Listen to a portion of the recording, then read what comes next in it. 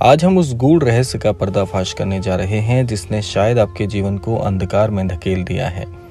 आप बार बार मेहनत करते हैं परंतु काम बिगड़ जाते हैं। आप सही राह पर चलते हैं पर कोई अदृश्य शक्ति आपकी राह रोक लेती है। और आज हम जानेंगे कि यह शक्ति किसी अपरिचित स्थान से नहीं बल्कि आपके ही जीवन के भीतर से, आपके ही आसपास से काम कर रही है। महाराज जी ने कहा था, मनुष्य का सबसे बड़ा शत्रु बाहर नहीं, भीतर और निकट में ही छिपा बैठा होता है। आज हम जानेंगे कि आखिर कौन है वो महिला जिसने आपके जीवन की डोर उलझा के रख दी है। तो इसीलिए क्रमांक के साथ में बने रहिएगा। आइए प्रारंभ करते हैं आज का ये दिव्य क्रमांक। सबसे पहले रहस्य में हम जानेंगे कि शत्रु का असली रूप भला क्या है। महाराज जी हमेशा कहते थे कि जो तुम्हें गिराने का प्रयत्न कर रहा है वो तुम्हारा उद्धार भी कर रहा है। यदि तुम सजग हो जाओगे तो आपके जीवन में आपको कभी कोई डिगा नहीं पाएगा। वह रहस्य है चौंकाने वाला सत्य कि अब समय है सबसे बड़े रहस्य के पर्दाफाश करने का।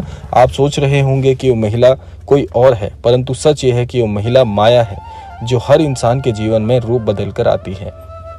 बाबा कहते हैं माया स्त्री रूपणी है, ये मनुष्य के सारे काम बिगाड़ देती है यदि वो सजग ना हो तो आप सुनते हैं आपके सारे काम बिगाड़ने वाली महिला का नाम, उसका असली नाम है माया, अहंकार, ईर्ष्या और लोभ। यही महिला हर रूप में आपके सामने आती है, कभी किसी शक्ल में तो कभी किसी शक्ल में।